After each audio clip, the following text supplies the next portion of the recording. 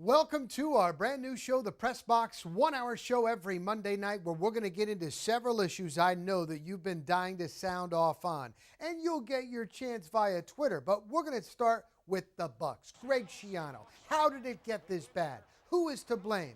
Current regime or before that? And head coach Greg Schiano, how hot is the seat?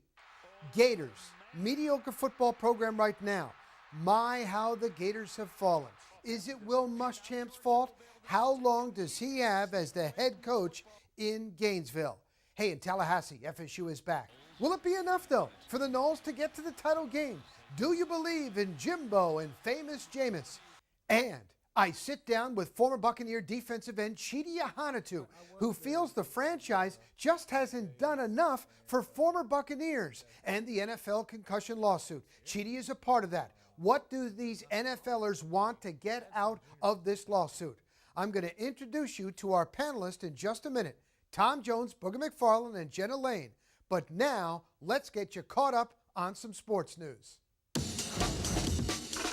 You can't just show up and expect to win, period. There's too much talent for this not to get turned around. Hi, remember me? I'm a victory. That's a statement right there. Let's go. Well, we're going to start with the Tampa Bay Buccaneers, the 0-8 Buccaneers. Greg Schiano is still the head coach. No one figured they'd be able to stay in the game in Seattle with the 12th man against one of the best teams in all of the NFL. Well, they did. They came out and they came to play.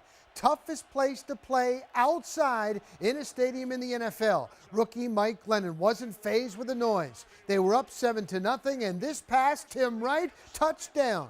How about it? Taquan Underwood, it's 14-0. The Buccaneers are looking good. Trickery, the jump pass, just like Tim Tebow. Tom Crabtree, touchdown, 21-0 Buccaneers. Let's go to the fourth now, 24-17. Seattle threatening Russell Wilson. It's a touchdown. Doug Baldwin, 24-24. Seattle 71-yard punt return sets up the field goal, and good. Seattle is 8-1. Bucs are 0-8.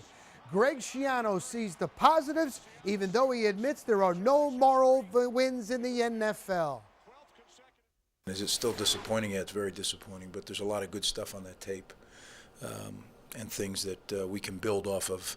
You know, the resolve of our guys, not only yesterday in the game, but the resolve throughout this season, all the stuff that's been thrown at them. I think it speaks to the kind of character in that locker room.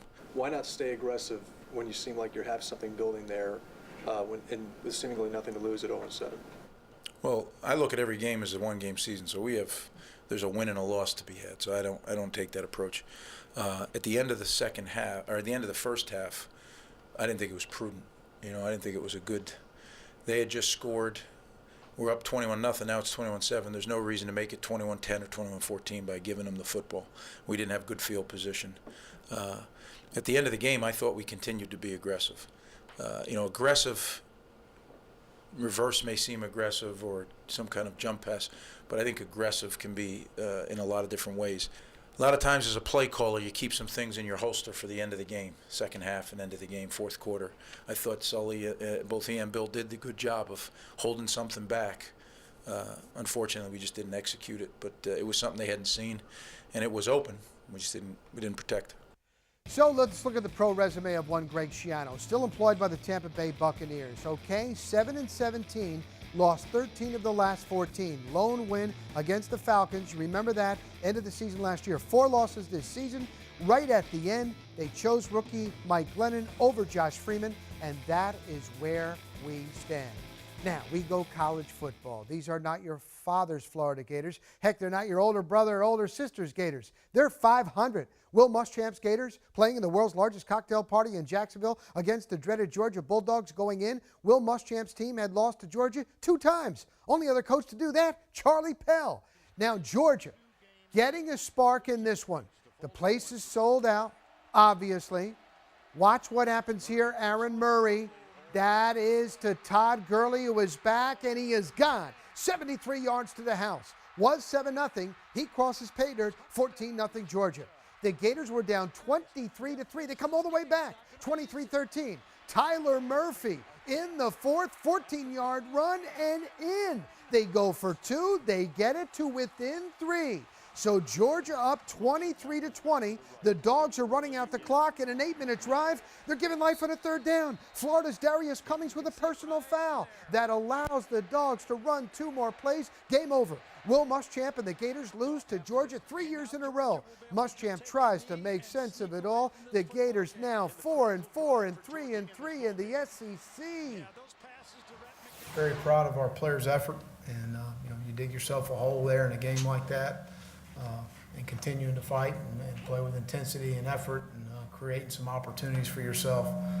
Extremely proud of them and battling through the game there. Defensively, just way too inconsistent. 14 points on the first 2 drives.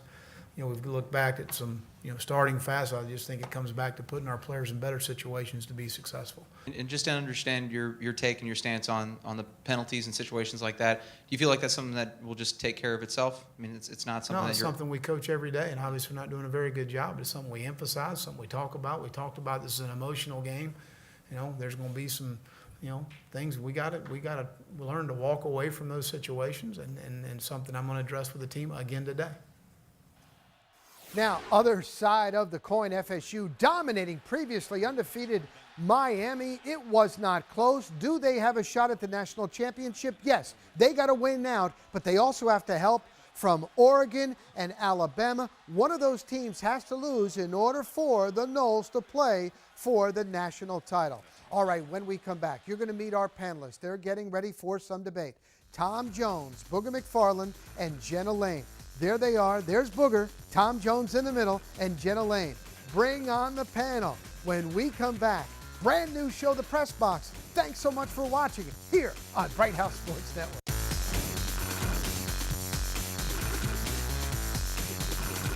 And welcome back to our brand new show, The Press Box. Now, we're just so happy to actually be talking these topics that you guys have been talking about. This show, we actually used to have a Press Box show on here.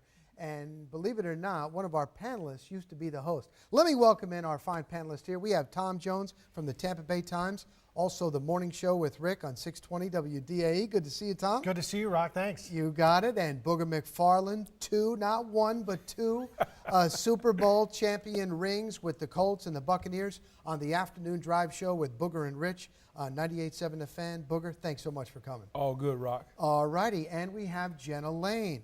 Jenna Laine from SportsTalkFlorida.com.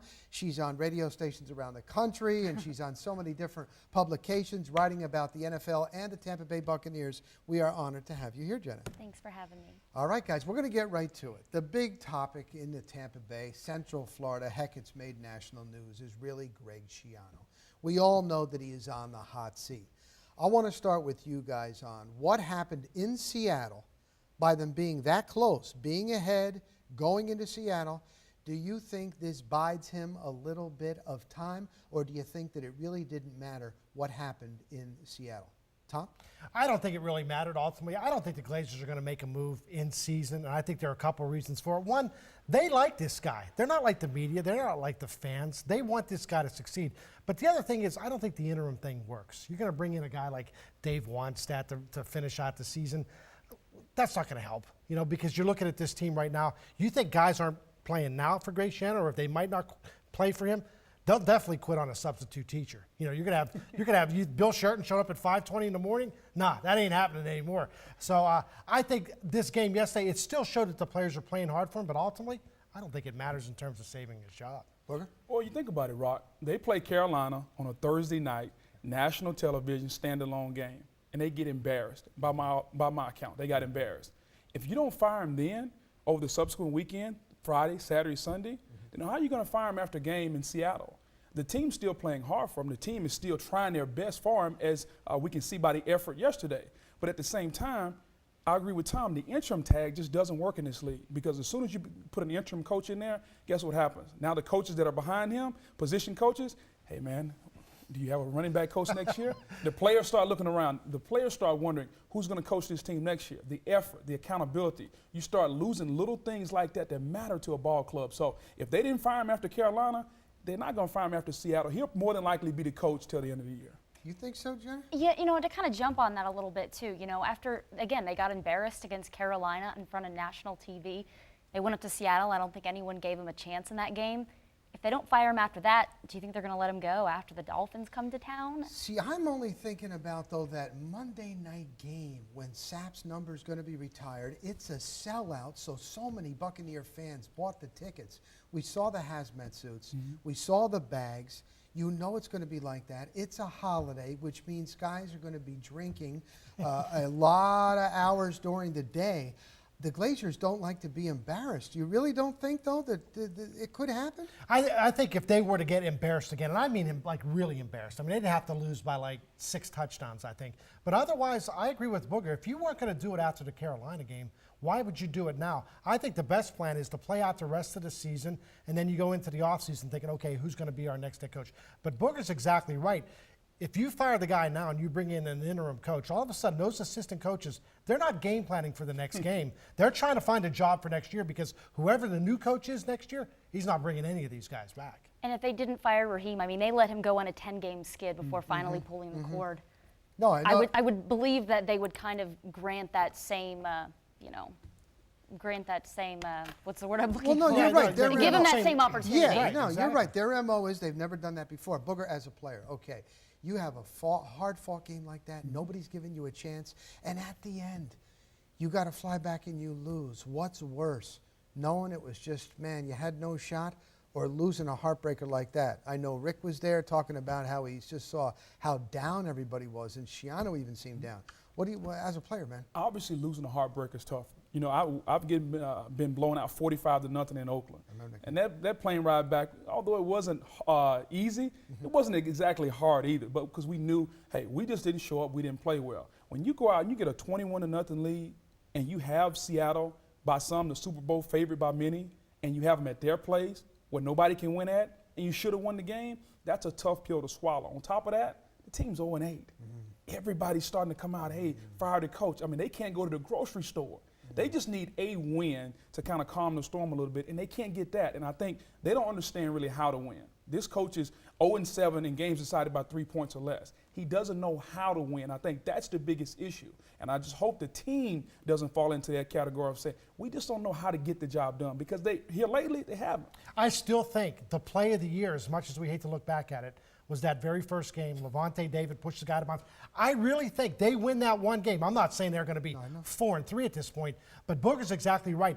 They were in that game yesterday. They don't know how to win because they haven't done it yet. If they had won that one game, I think the whole picture of the first half of the season changes. Again, they're not going to be 6-1 at this point or 7-1 or whatever it is, but I think they win 2 or 3 games up then on. All right, what I want to ask you guys, we're going to play an interview with Chidi Ahanatu, the former Buccaneer. How did it get this bad? Who is to blame? I remember a couple of years ago, it was like, all right, the Glazers didn't spend money. Well, they did spend money, and the Buccaneers are one of the laughing stocks in the NFL. So former Buccaneer Chidi Ahanatu is going to join us. He's going to weigh in on the Buccaneer problems, what can be done about it with this current regime. The Press Box continues. Thanks so much for watching us. This is our inaugural show. We'll continue.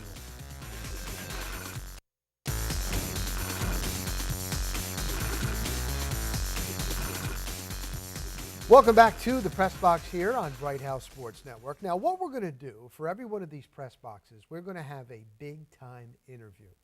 And for our inaugural show, we are honored to have, he came out of the University of California at Berkeley, former Tampa Bay Buccaneer defensive end, all the way back in, oh my goodness, was it 1993? 1993. Seems like it was yesterday, the one, the only, Chidi Ahanatu. Chidi, how are you? I'm good, man. Thanks for having me. Thank you so much. You know, it's great to have you in because you played the majority of your career. You took your snaps in a Buccaneer uniform. But you end up calling the Tampa Bay area your home. I know you played out on the left coast and you were from California. So you could really give us a good read on the Buccaneer organization in general. There were lows, there were highs, and now we were back at lows. Yeah. I guess, Chidi, just overall, where do you think it went wrong, and did it go wrong? Is it just cyclical, and can it come back? What do you think, Chidi? You know, I was there in the bad days, and I think that helped me to appreciate the good days. And I think as a community, they've been there along the ride. You know, they've been through the bad times, and I think things got so at a higher level of excitement, and you know, you can't reach a higher level than what it reached. I think it just couldn't sustain itself, and the air was let out, kind of deal. From internally all the way out to the community, I think everyone's kind of just been worn out. You know, I get that sense. And we need some rejuvenation, and wherever that comes from, I think it has started at the top. I think, you know, and people are hard on the Glazers, but they're always gonna have fondness in my heart because I know where they took us from, and I do believe that they care about the team. I know they've cared about the team in the past, and I think the Glazers really need to look in the mirror, and I have faith that they'll do that and make some wholesale changes. Man, the Buccaneers haven't had a playoff win since they won the Super Bowl, and that was 10 years. Yeah. Can it turn around? Do they need to really maybe clean house? We saw what happened in Kansas City. 1 year, they went from worst to first. I mean, can it happen, Chidi, for the Buccaneers? You know, and that's the thing. You know, when you mentioned how long ago it was that I started playing, it wasn't like that. That was unheard of. A new guy coming in, having immediate success from the head coaching position, the quarterback position, people having immediate success.